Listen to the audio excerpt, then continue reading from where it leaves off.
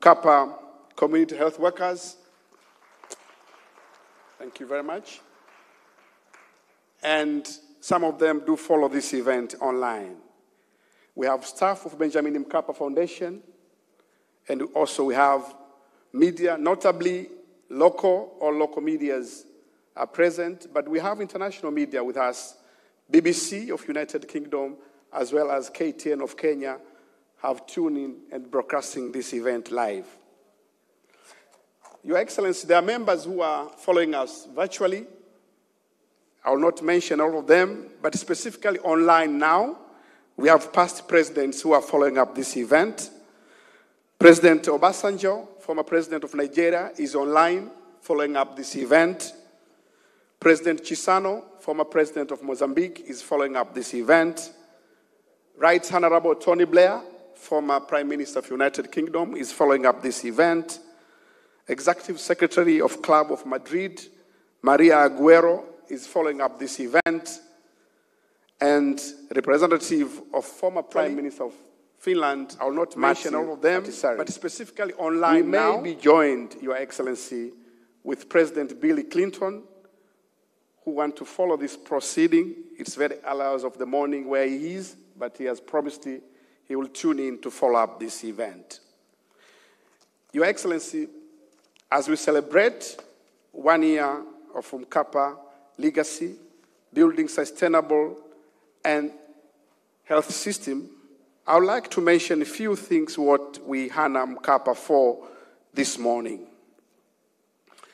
President Mkapa has done a lot in this country, in economic front, social, political, but he had great passion for health in this country and globally.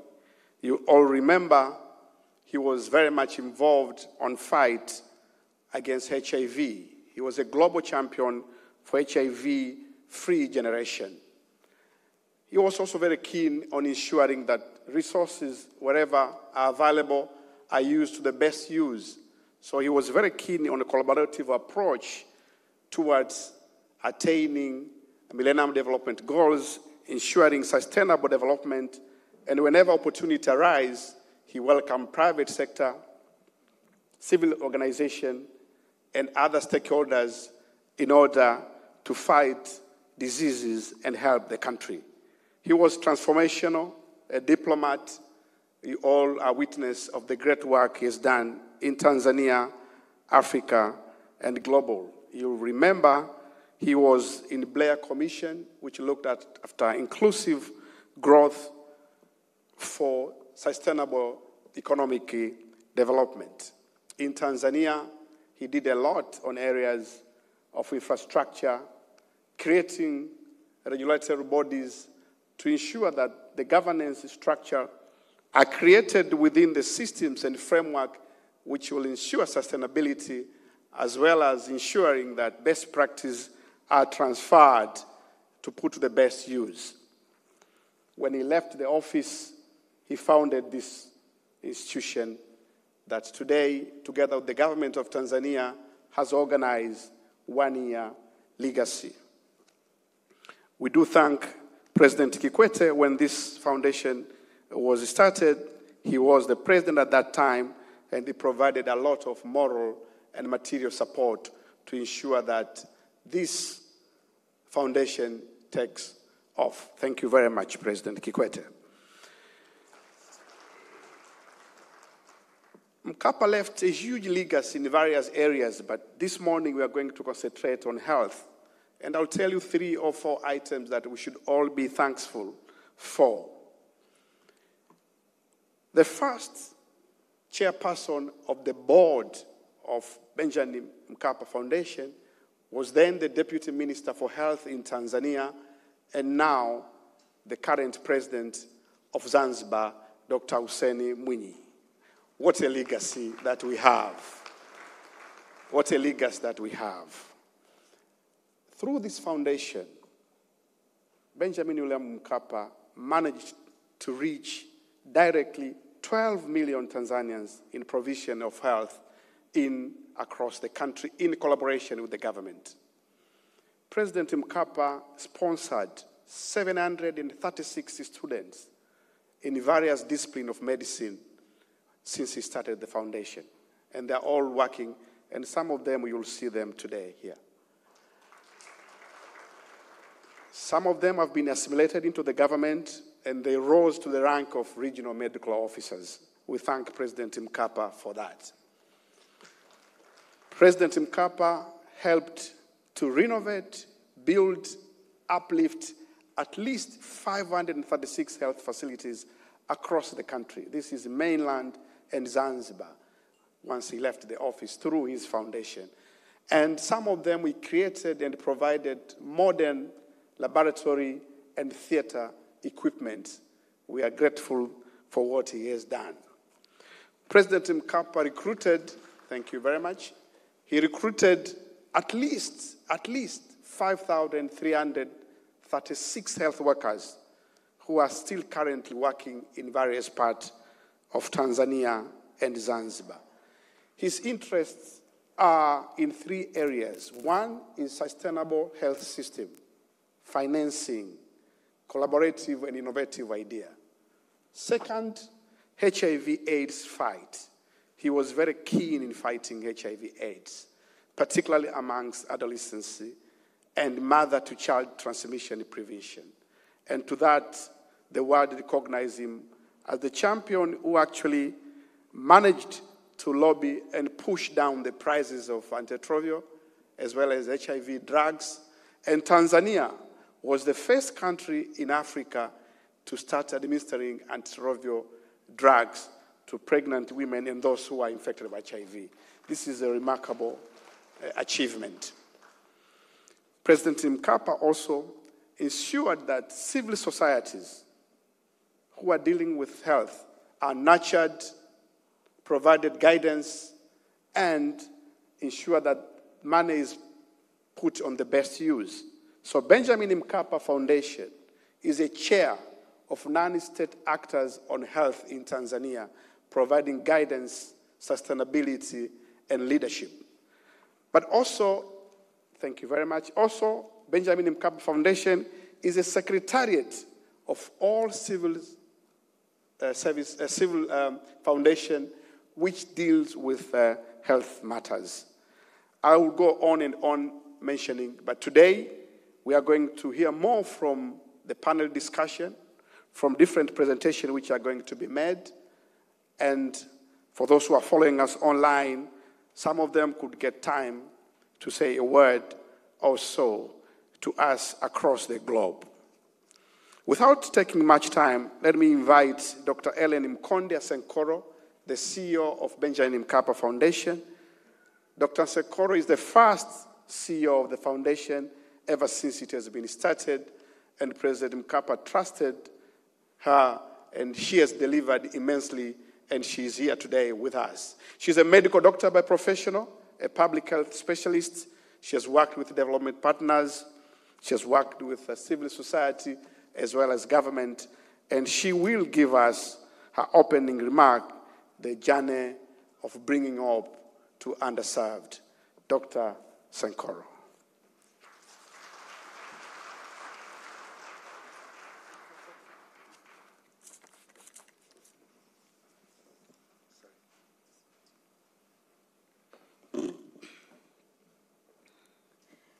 Your Excellency, Dr. Hussein Ali Mwinyi, the President of Zanzibar, Your Excellency, former Presidents of United Republic of Tanzania and former Presidents of Zanzibar, Your Excellencies, former heads of states and governments, and friends of late former Benjamin William Mkapa, first Vice President and second Vice President of Revolutionary Government of Zanzibar, Mama Anna Mkapa, the widow of late President Benjamin William Mkapa, honorable ministers from the Union Government and Revolutionary Government of Zanzibar, members of diplomatic corps, our esteemed partners and donors, chair and trustees of the Benjamin William Mkapa Board of Trustees, family and friends, ladies and gentlemen, good morning.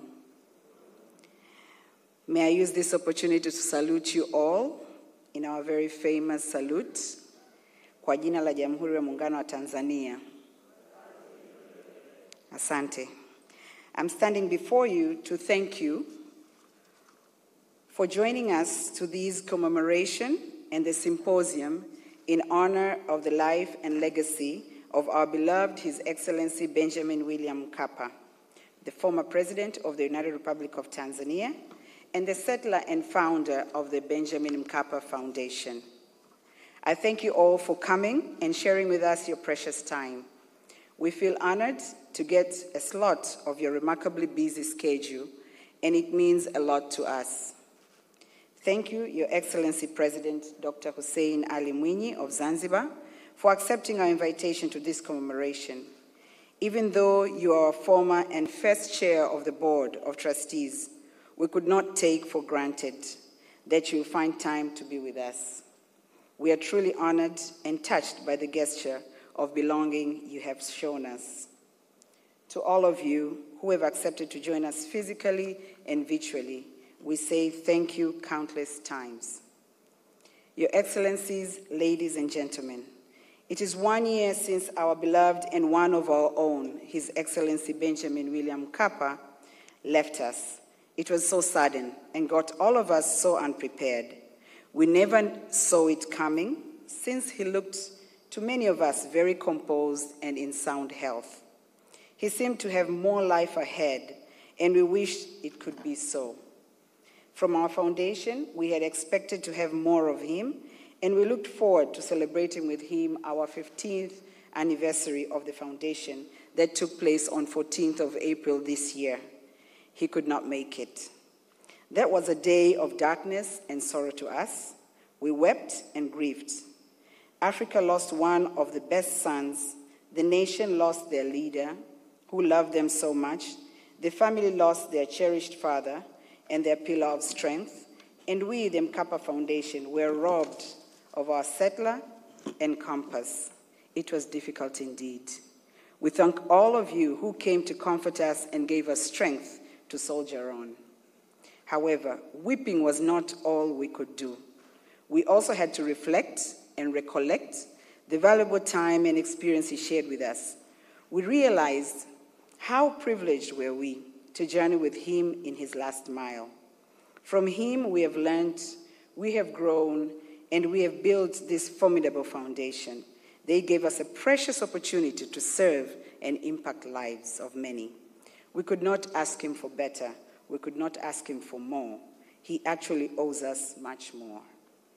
Through this foundation, 20 million people have been impacted directly and indirectly in the last 15 years. Through interventions we have made and contributed to in the areas of strengthening health systems, through effective planning, recruitment, and retention of human resources for health, deployment and development of more than 530 health infrastructures, community health system strengthening, provision of technical assistance on country resource mobilization, and improvement of health policy and guidelines. Your Excellencies, ladies and gentlemen, it is for this very reason that we thought it befitting to build upon and sustain his legacy. The decision was made to commemorate this day every year starting from today. We chose the inaugural theme for this year to be President Benjamin Mkapa, a year after celebrating his life, living his legacy. We have brought together people who have known and worked with President Mkapa to share their journey with him. We will be having a testimonial and an expert panel on health for all. And last but not least, we will witness the launching of our Benjamin Mkapa Endowment Fund.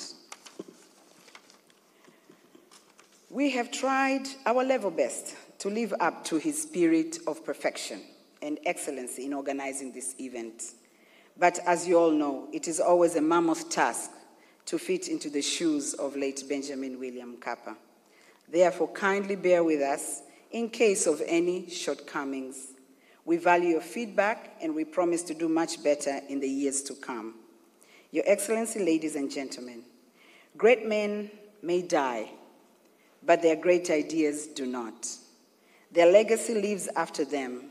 This is so true about late President Benjamin William Mkapa, and it is the very reason why we are meeting here today to honor and celebrate his life For his is the life well lived and time well spent. In his own words, in the last para of his book, My Life, My Purpose, a Tanzanian president remembers, he said, I will leave it to my God and you to decide what difference I've made in this world. We, the Benjamin William Mkapa Foundation, have decided to tell this story.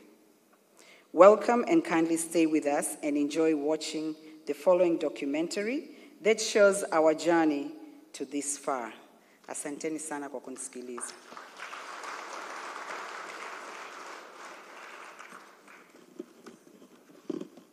Cruising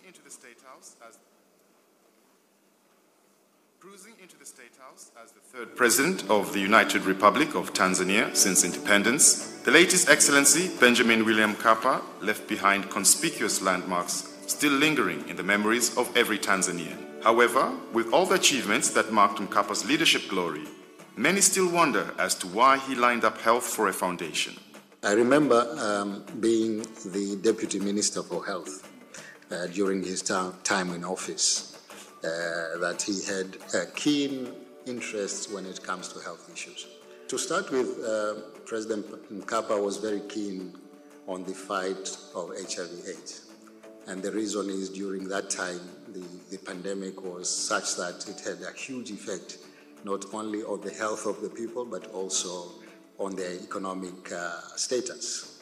And for that matter, he had put in place a lot of programs to make sure that we fight HIV/AIDS pandemic during those times.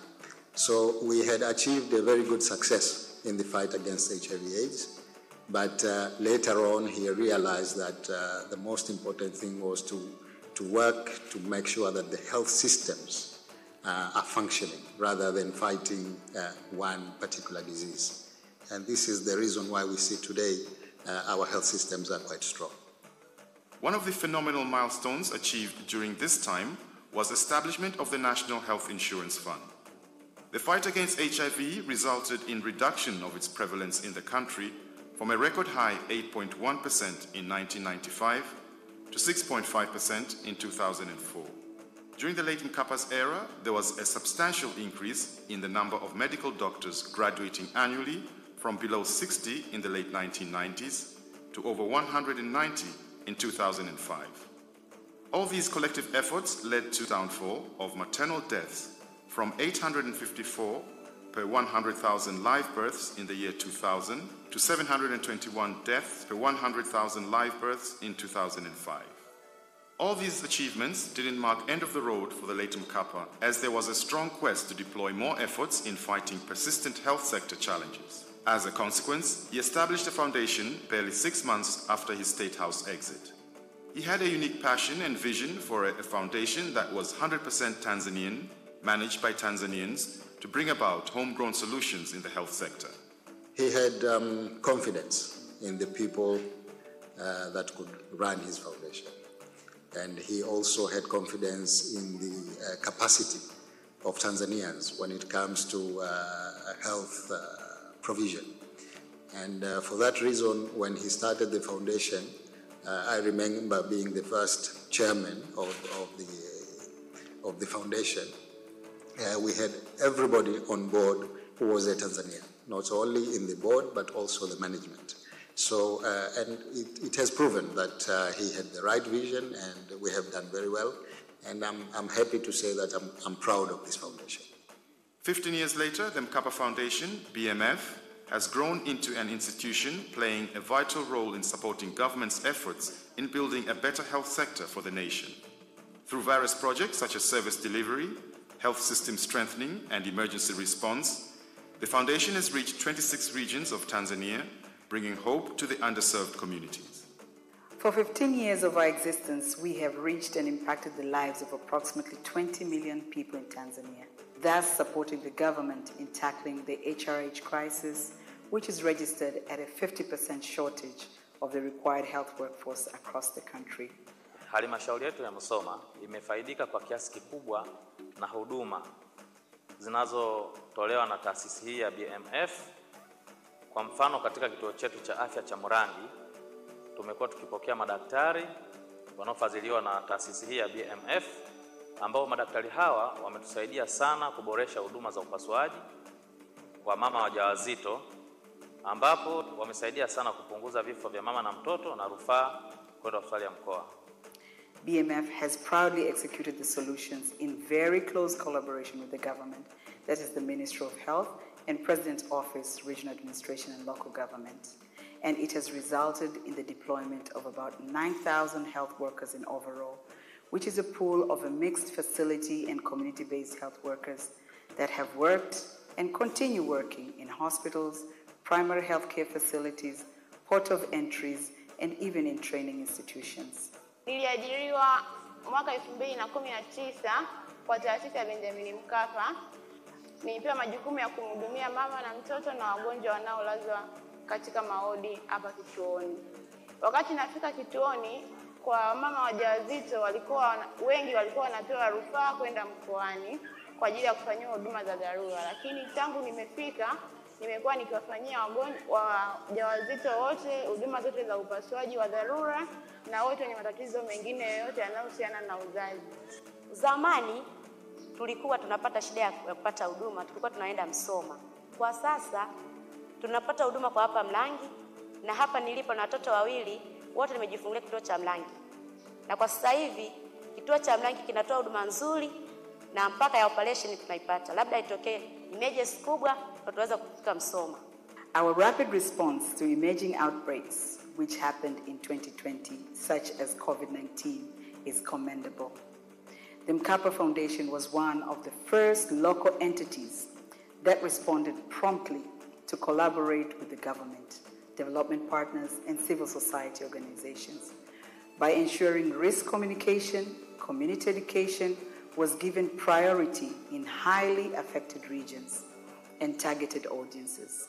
Kupitia taasisi ya Benjamin Mkapa kwenye huduma ya afya, wametupatia elimu na vifaa vya kwenda kutolea huduma ya afya kwa jamii. Tunahamasisha jamii hususan uzazi salama, TB na HIV na masuala ya lishe. Kwa wilaya yetu kuna jumla ya wahudumu 125 na kila mhudumu mmoja kwa mwezi anahudumia kaya 48.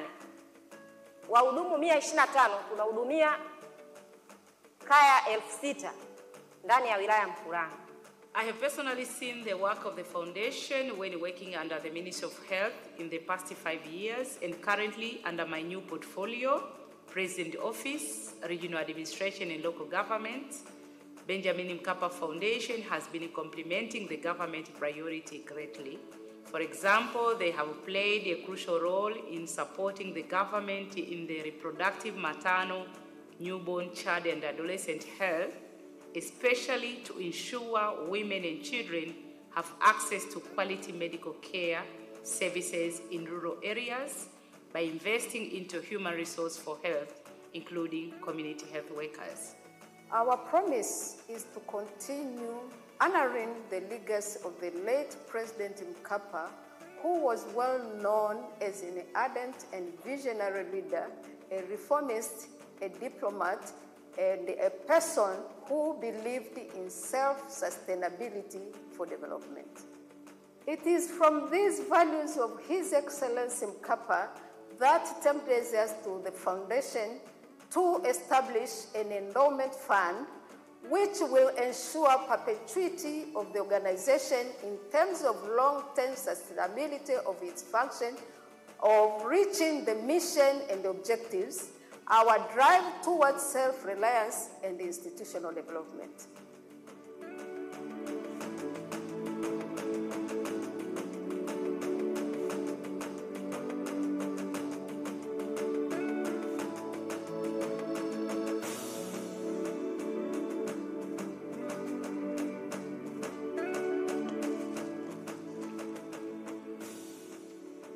Thank you.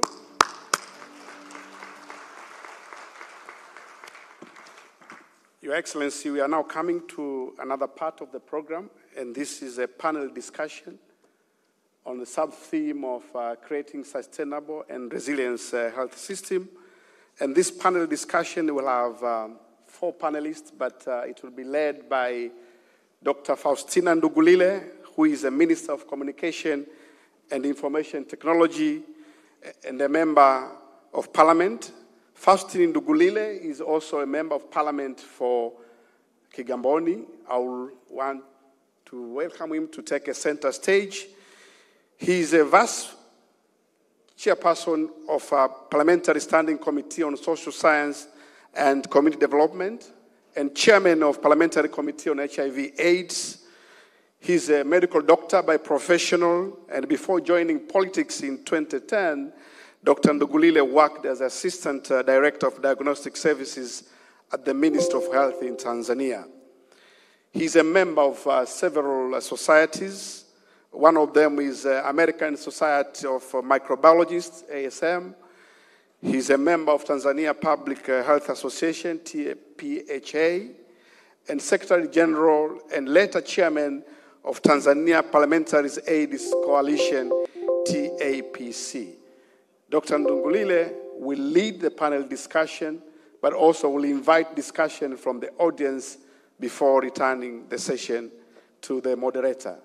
Dr. Faustini, the stage is all yours.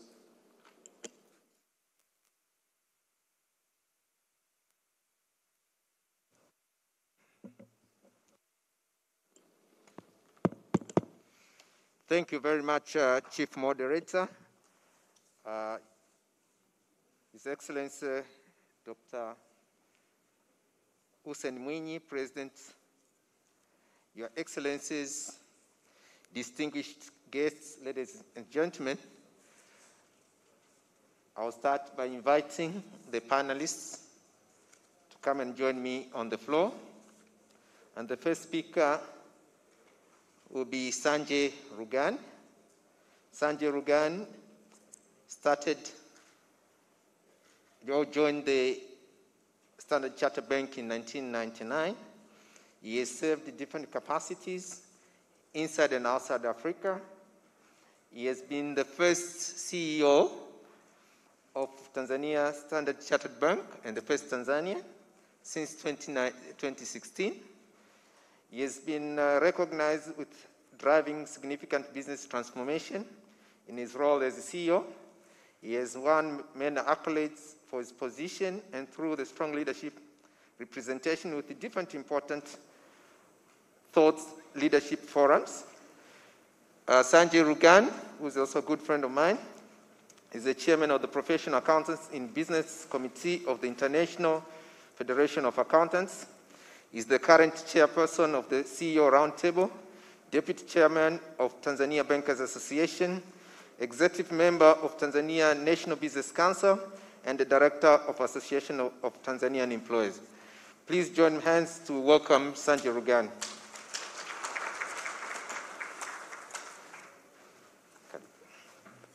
Our second speaker is His Excellency Donald John Wright. Donald John Wright is an American physician, government official, and a diplomat serving as the United States Ambassador to Tanzania since 2020. As a medical doctor and a career member of the Senior Executive Services, Dr. Wright has served in acting and a permanent position in the U.S. federal government, including the Secretary for Health and Human Services, which is the Minister for Health in the U.S., Assistant Secretary for Health, Principal Deputy Assistant Secretary for Health, Deputy Assistant Secretary for Healthcare Quality, and Deputy Assistant Secretary for Health, Disease Prevention, and Health Promotion. Over his course of his career, Dr. Wright has been in the forefront of efforts to improve public and population health in the U.S., including disease prevention, health promotion, healthcare delivery, healthcare quality, occupational health, emergency preparedness, healthy aging, and the elimination of health disparity. He has also played a leading role in efforts to enhance community and hospital emergency preparedness for natural disaster, act of terrorism, and the pandemic influenza. Please welcome Honorable Your Excellency, the Ambassador of the United States of America to Tanzania. Our third panelist is Dr. Fatma Mrisho. Dr. Fatma Mrisho is a world-renowned public health specialist in reproductive and sexual health. She has served as Executive Director of Tanzania Commission for AIDS for about 9 years. And this was after being the UNFPA country representative to Uganda. She has also served as the UNFPA Regional Reproductive Health Advisor for English-speaking countries based in Ethiopia. She has also served in the Ministry of Health Tanzania as the Director of Preventive Services, Faculty of Medicine under the Department of Community Health at the Muhimbili School of Medicine. She's a Makerere graduate, and she has a postgraduate diploma in public health and a master's in human nutrition from London School of Hygiene and Tropical Medicine in UK. Please welcome Dr. Fatma Mrisho. Our last panelist is Dr. Lauren Ndumbaro. He's currently the Permanent Secretary in the President's Office, Public Service. For the last 6 years, he's a guru in this particular area. He was a political advisor to former President Jakaya Mrisho Kikwete for over 8 years. He has also been a senior lecturer at the University of Dar es Salaam for over 8 years, but he has also served as an administrative officer in different capacity in Songea and the Tanzania Coffee Board. He has published many papers on governance, human resources, parliament, and democracy. Please welcome Dr. Lauren Ndumbaro. To set the ball rolling, I will start with the lady, the only lady in our panelists, Dr. Fatma Mrisho. And the discussion is about universal health coverage. As we all know, for all those that don't know, universal health coverage is about access to health services to the people when and where they need it without suffering financial burden.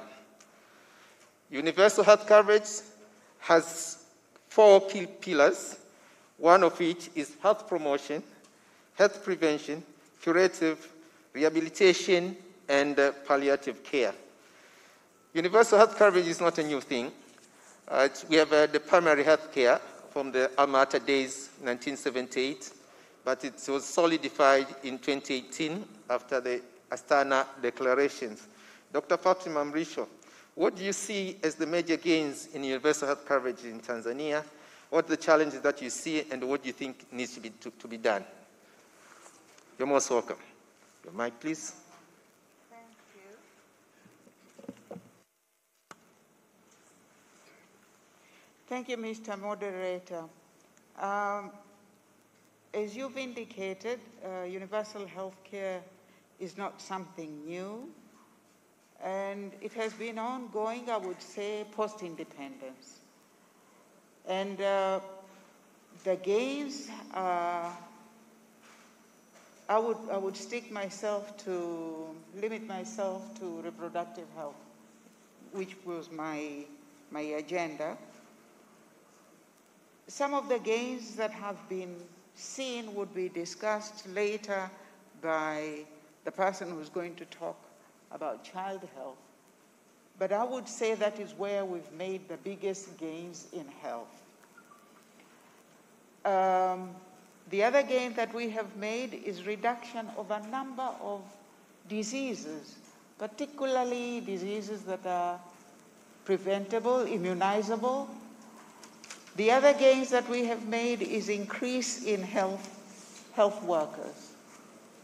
I remember once speaking about population policy chaired by Mwalimu Nyerere, and at the end of my discussion, he commented that, when we were asking for independence, we were asked, why do you want independence when you only have 4 doctors? And look at a person like her, and she represents many, many more. And even then you could see the growth, incremental growth in the number of human resources for health, although I would later go and say that is also a constraint right now. And I'm so happy to meet Mr. Ndumbaro, because I hope I will have time to discuss some issues with him in private. The village health worker started very early, and that was, I think, the first indication of Tanzania's seriousness in universal health coverage. So, thank you. So we've made a lot of progress. Currently, as I speak, we have IT in health, which is a major game changer, I would say. We also have a lot of several high-level consultants and technicians who can manage pretty much every disease that you can think of in Tanzania. So that is from the higher level, but also from the level right down to the village, where we started with village health workers, and we now have community health workers, as Ellen aptly talked about. So we also have a number of infrastructure and still growing. Initially, we were supposed to have a dispensary per a population of 5,000. Currently, we have some dispensaries with inpatient facilities, but also almost all health centers having surgical facilities, and the number grows. We also have existing infrastructure schemes of various types, some trials by non-governmental organizations, but a number of them, as indicated in Ellen's discussion, National Health Insurance and the Improved Community Health Fund. So, Dr. Mrisho, thank you very much. You've highlighted some of the major gains on the human resource development, vaccine preventable diseases, infrastructure, and all that. I know you're an expert in reproductive and sexual health, and you've worked in that area for a number of years. Despite all these major gains in the health sector, we still have some challenges. When you look at the maternal and infant mortality rates, these are still very high. Teen pregnancy is around 27%. If you look at young people, and they are actually most disadvantaged. Look at the HIV statistics currently among new infections, 40% is among the young people, and within that 40% is the girls. So what are the key unmet needs and related barriers, and what do we need to do in order to address the situation? In 2 minutes. In 2 minutes? Yes. Okay. I would start with inadequate human resources for health across the board, but especially for midwives and pharmaceutical assistants. And I would like to underscore midwives, and midwives, particularly in relation to reproductive health. Resource availability. We have a wonderful health sector strategic plan, number 5, and it is costed. It's the expectation that it would be fully funded. If it is not, we will not be able to meet the targets. We need to finalize the National Health Insurance Fund and Improved Community Health Fund bill and submit it, table it to the Parliament. We need to raise awareness and popularize health insurance as a strategy nationwide. We need to raise awareness on the plight of maternal health, infant health, which also includes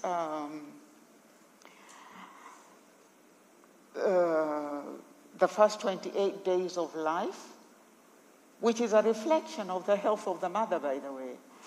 And we also need to address the issue of cultures that mitigate against health and welfare of children, adolescents, women, and few men.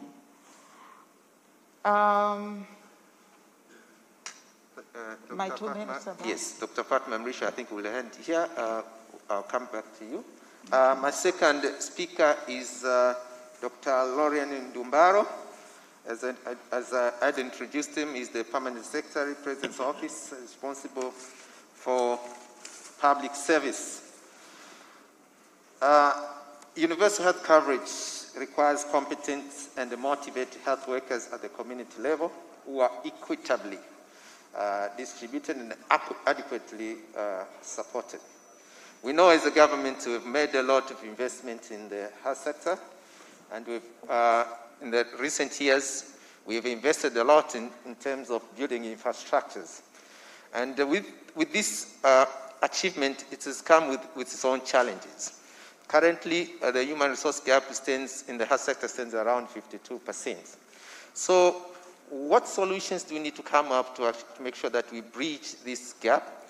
And then particularly in this area, we have invested in training human resource for health. Some of them are employed, some are still in the streets. How do we work on this huge population of health workers who are not employed, but still we need them in the health services? You're most welcome, Dr. Ndumbaro. Yes, thank you very much, Mr. Moderator. The government has been working hard, I think, from independence. As you all know, we had not even enough personnel. So in the first 30 years of independence, we used to expand training for health sector, professions and others. And also the professions are changing now and then. So we've also been upgrading the professions now and then, so that under current situation now, we have more health professions who are not employed. And so the government is employing 3 major strategies in dealing with this. The first one is the usual one, that continue to employ year after year. And in this financial year, actually the government has allocated more than 11,000 vacancies for health workers that will be employed in this year. But the second strategy is to work with non-state actors like the Mkapa Foundation.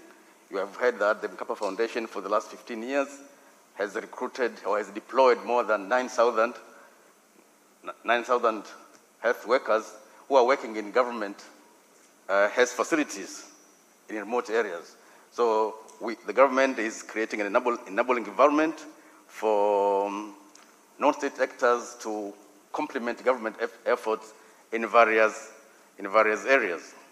And the third strategies that we are working on is to try and develop a volunteer program working framework that will allow us to absorb those who are not employed as volunteers to work in the different government facilities.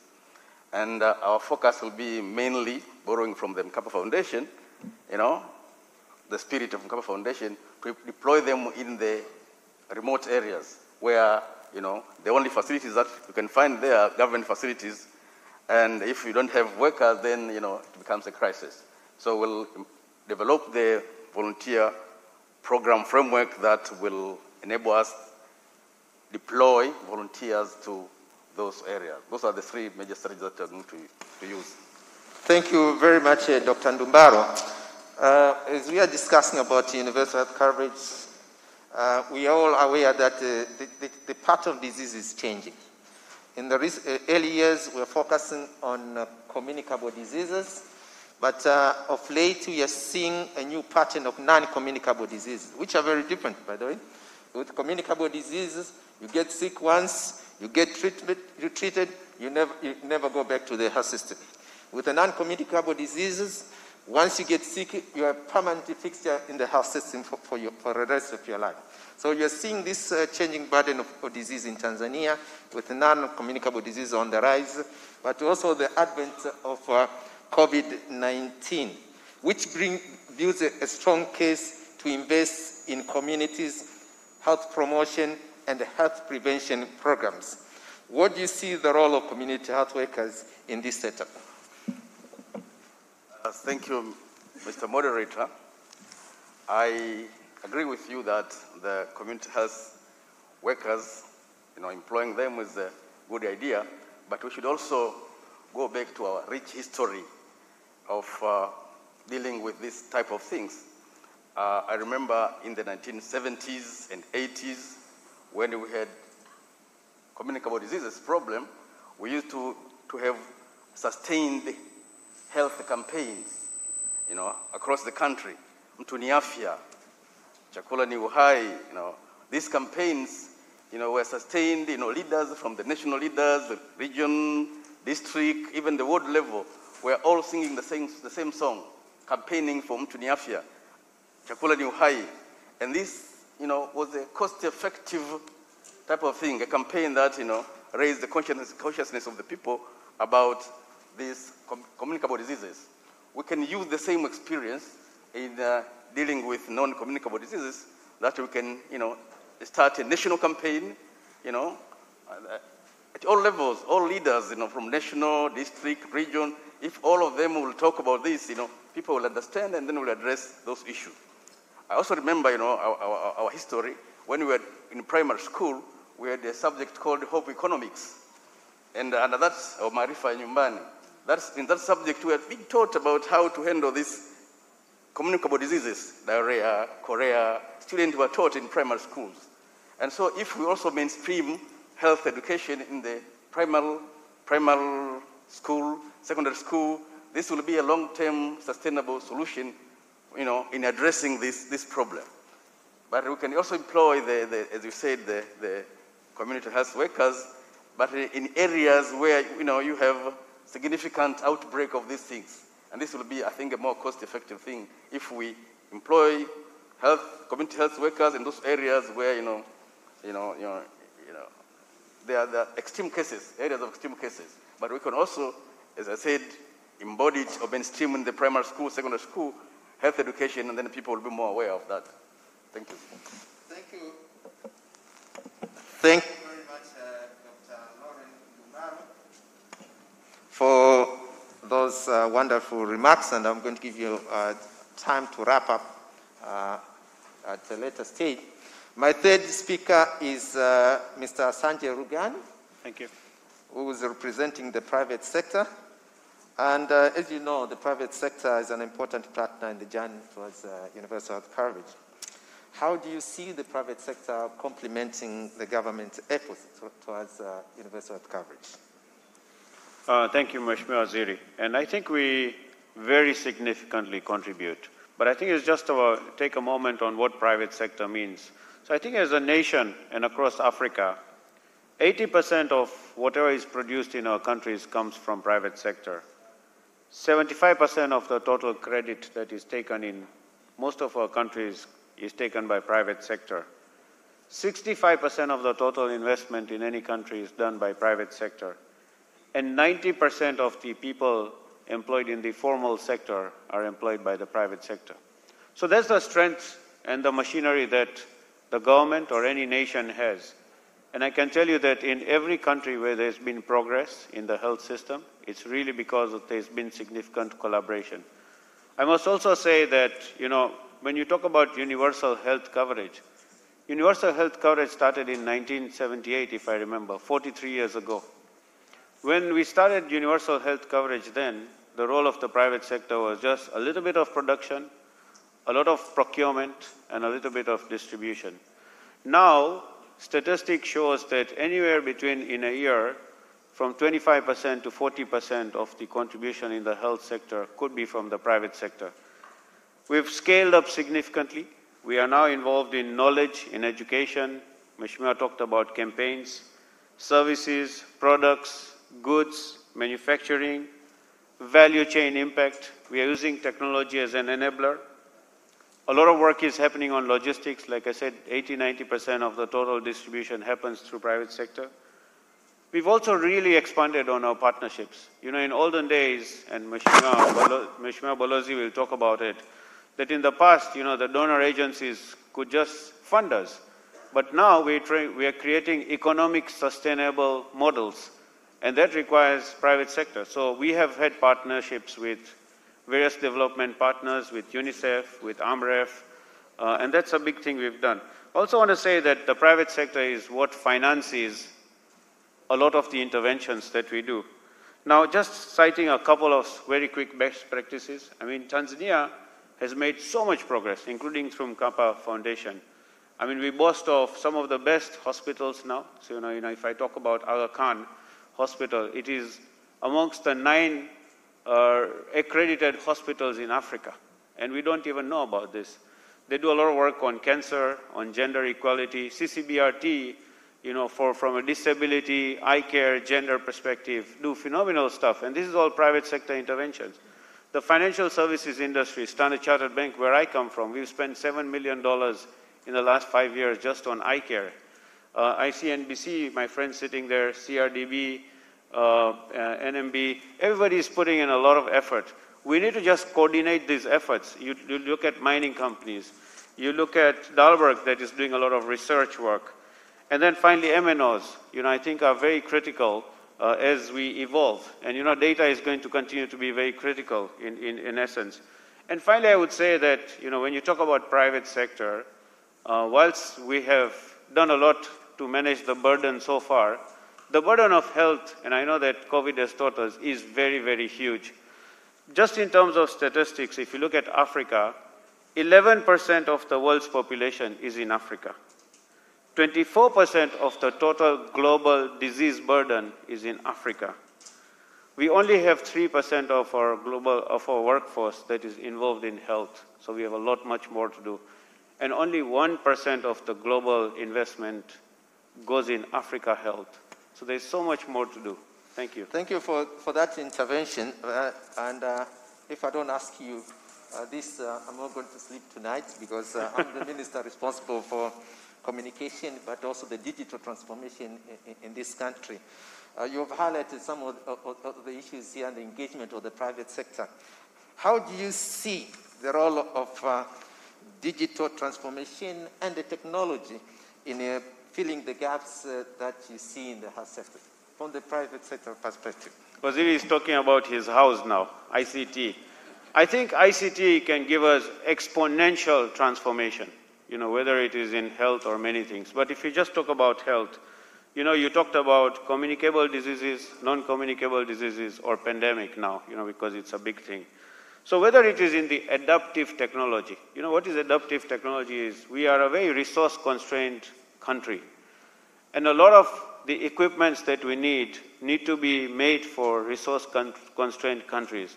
And these are technology interventions. So whether you use GE or many other organizations, Philips, you know, they can be of huge support.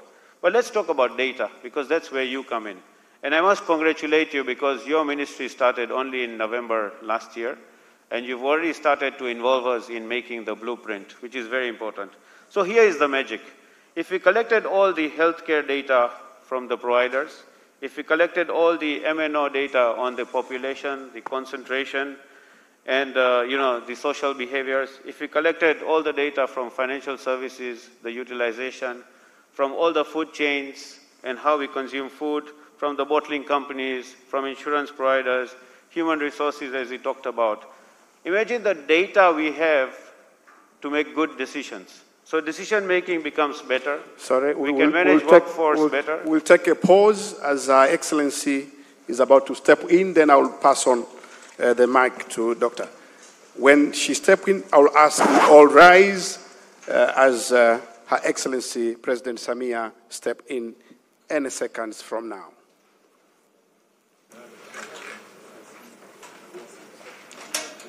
And Superintendent Mpepo, you'll be ready for the national anthem and East African anthem as we start.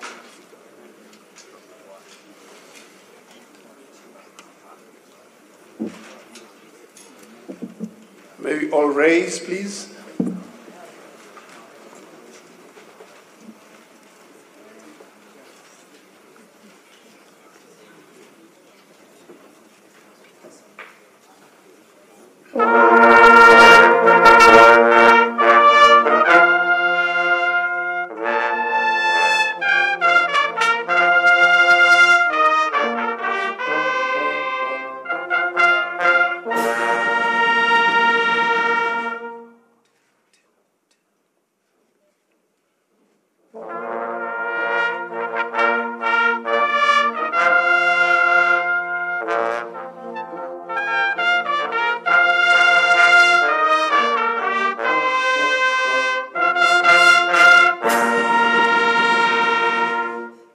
Anthem, please, and East Africa anthem.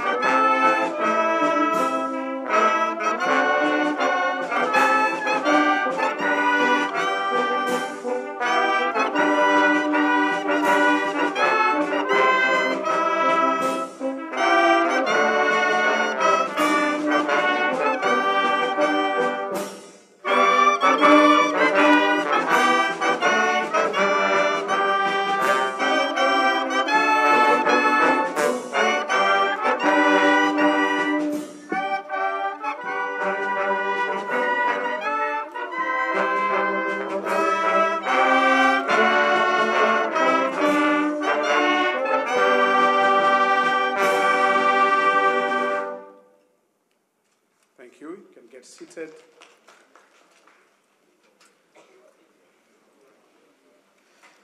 Your Excellency, Madam Samia Suluhu Hassan, President of United Republic of Tanzania, we take great honor and thank you for your time this morning.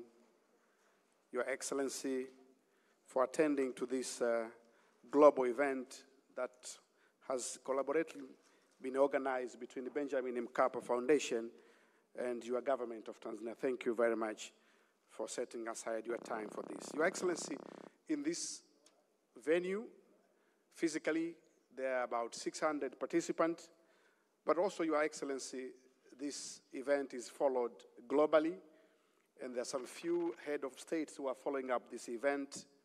I'll mention a few who have participated or are continuing to participate. The former president of Mozambique, President Chissano, is following up this event. Former president of Nigeria, President Obasanjo, is following up this event. Right Honorable Tony Blair, the former Prime Minister of United Kingdom, is following up this event. Representative of former Prime Minister of Finland, Matti Ahtisaari, are following up this event.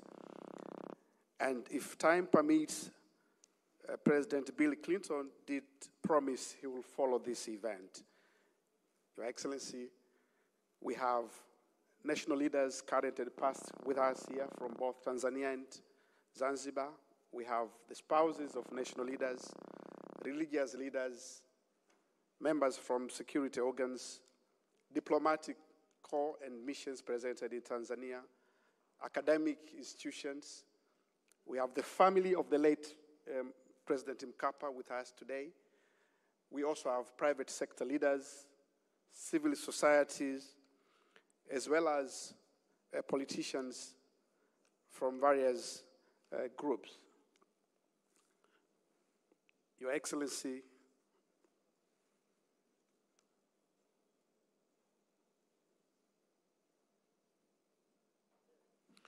a point to note, thank you very much. A point to note, Your Excellency, of particular importance, and this group are requests to stand. We do have Mkapa Fellows. These are medical staff who were recruited by President Mkapa when he started this foundation in order to serve the marginalized and underserved communities. We do have 256 of them, but here we have about 10 of them representing others, and I'll request them to stand. You recognize Mkapa Fellows. Thank you very much. Your Excellency, President Benjamin Mkapa also had recruited over 5,336 health workers, and these health workers have been deployed in rural areas, in some areas, in order to complement your government effort in provision of health. Some of them have been assimilated into the government system as time went on, as district medical officers, and some have climbed the ladder up to regional medical officers. We have 26 of them present with us. I will ask them to stand as well. They are right there. Your Excellency, we also have members of the media. All local medias are presented, but we have 2 international media with us, BBC and KTN, who are covering this event. Your Excellency, we are now into the panel discussion, creating a resilient and sustainable health system. This panel, Your Excellency, is led by Dr. Faustina Ndugulile, Member of Parliament for Gamboni, but also by professional and medical doctor. We are just in the middle of it, and I'll let them, Your Excellency, to continue. Then I'll invite the CEO of Benjamin Mkapa to formally invite you, Your Excellency, if you permit. Dr. Ndugulile, if you can please continue and finish the discussion. Thank you very much.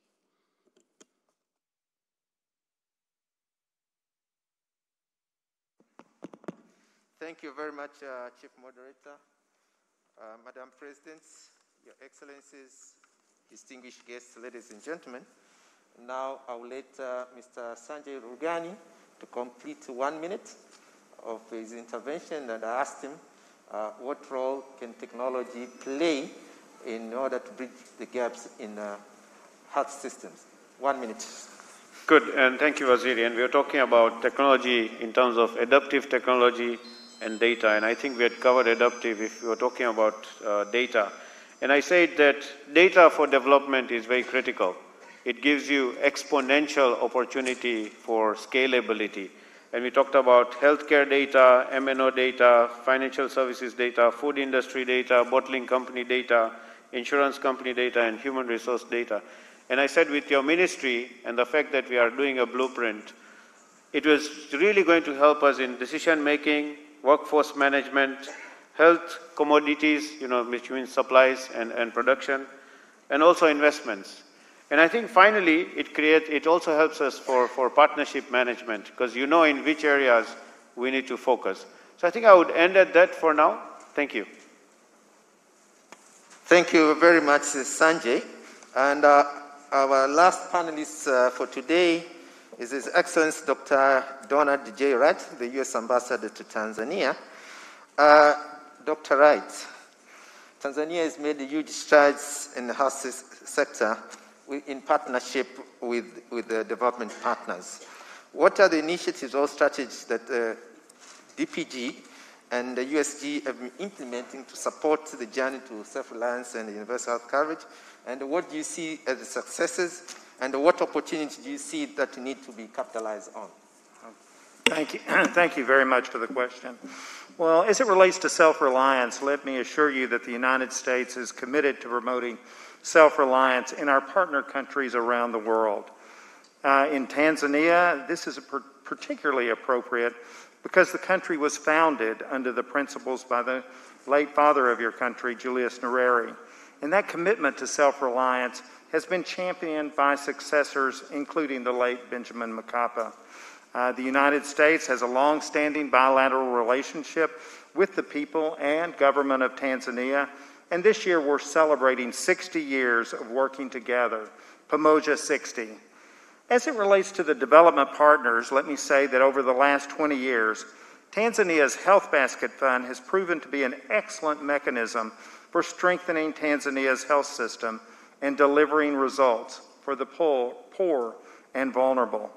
This project brings together resources from multiple international development partners into government health systems to work on achieving agreed upon goals.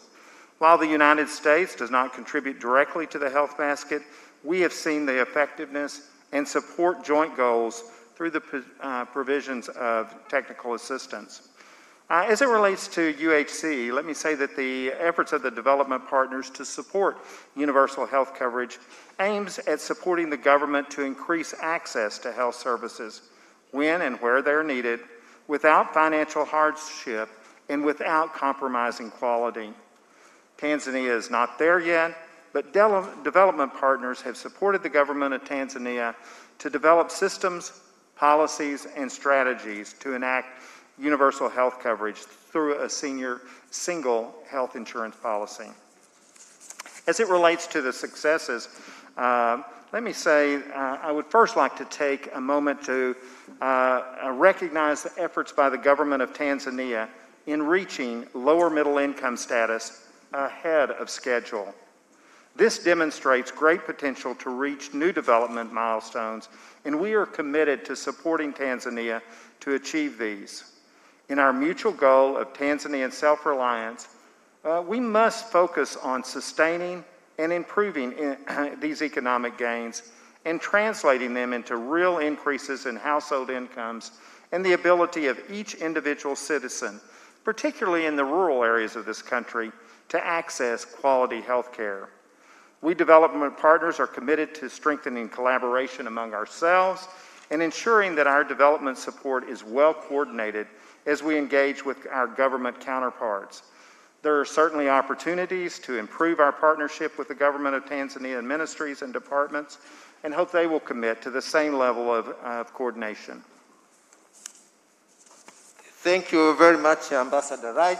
And now, to wrap up our discussions, I'll start from far left. Sanjay, I'm going to give you 1 minute. The President is here. The President of Zanzibar is here. 1 minute takeaway message. What do you want the President and the congregation to hear? 1 minute. Okay, 43 years since we started universal health coverage. Our commitment is by 2030, we are going to hit massive milestones. How are we going to do that? My message to the government, and since the President is here, is the partnerships we have seen in the last 43 years are wanting. We need to have real partnerships so that we achieve our targets in the next 7 years. My contribution to the private sector, the CEOs who I work with, is that including COVID-19 has taught us that investment in health drives economic prosperity, and economic prosperity drives business. Thank you. You want to see more partnership and engagement of the private sector? Absolutely. Ambassador Wright, 1 minute. What prioritized action leadership and the stakeholders need to undertake going forward? Thank you. Well, let me begin by quoting one of our former presidents of the United States, George W. Bush, who founded the PEPFAR program and launched global investments in fighting HIV and malaria. He once said, Africa's most valuable resource is not its oil, is not its diamonds, it's the talent and creativity of its people. Madam President, I urge you to continue investing in the people of Tanzania, particularly the youth. One of the most critical needs faced by Tanzania today is human resources for health care. In some remote areas of the country, 70% of healthcare positions are vacant. And overall in Tanzania, the vacancy rate is about 52%. While we've seen important strides made in increasing public sector hiring, critical shortages exist, which are particularly problematic for reaching goals around reducing maternal mortality. Midwives and doctors are needed to provide essential maternity care. More progress must be made quickly to expand all cadres of the health system to enable the nation to be resilient in the face of COVID-19. Thank you very much, Ambassador Wright. You mentioned that we need to invest in the people and also build the capacity in the human resource for health. Dr. Fatma Mrisho, you've been very passionate about reproductive and sexual health. Now is the right time for you also your message to be heard. What is your 1 minute take-home message? The first one is fully finance the 5th Health Sector Strategic Plan. I keep on repeating this because the 5th Health Sector Strategic Plan is for strengthening the health system. The second one is I keep on repeating, invest in human resources for health, particularly the ones that are missing most and key to reproductive health, since that's my topic. Midwives and pharmaceutical health assistants, very key. The third one is make maternal and child health issues a national priority in collaboration with non-state actors, particularly non-governmental organizations who are very capable, increasingly showing capacity in this country, as well as the private for-profit sector. Thank you, Dr. Fatma Mrisho, for that very powerful closing remarks. And I'll end with Dr. Lauren Dumbaro. One minute take-home message. Thank you very much. I think the first one is we should use the experience of 1970s and 80s in raising awareness of people against non-communicable diseases. And the second one is that as we work on the volunteer program framework, I think we continue to work, we'll need engagement of various stakeholders so that the government in long-term perspective may approve that framework and we can start using volunteers in these remote areas. Thank you very much. Thank you very much, Dr. Ndumbaro, for those remarks. You are mentioning that we should revisit. This is not a new experience, although the burden of disease has changed, but there are best practices from the past that we can revisit. But also, I'm happy to hear that you're talking about the volunteer program framework. whereby we can engage the unemployed health workers to provide service while we are building the capacity and use them when you employ them, because they'll be providing service, but also they'll be getting the substantial experience while they volunteer in the health system. Now, I've wrapped up with the panelists. Now, I would like to welcome contributions from the floor. Okay. Yes, I've seen some hands. And I'll start with Dr. Khalid, the Minister of State, Vice President's Office, Revolutionary Government of Zanzibar.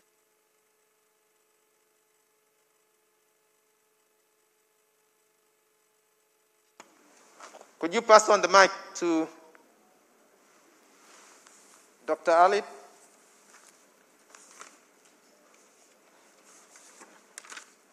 Dr. Khalid Mohammed is the Minister for State. Thank you.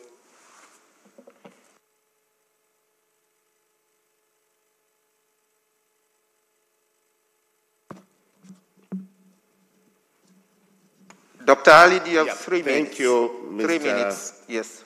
Yes, sir. Moderator, for giving me this opportunity to give my comments to the panelists. Excellencies, distinguished participants, ladies and gentlemen, first let me commend the Benjamin Mkapa Foundation for organizing this important event. I also commend the moderator and the panelists for the very insightful and enlightening discussion. My humble comments are centered on the need to have a multi-sectoral approach, an effective coordination mechanism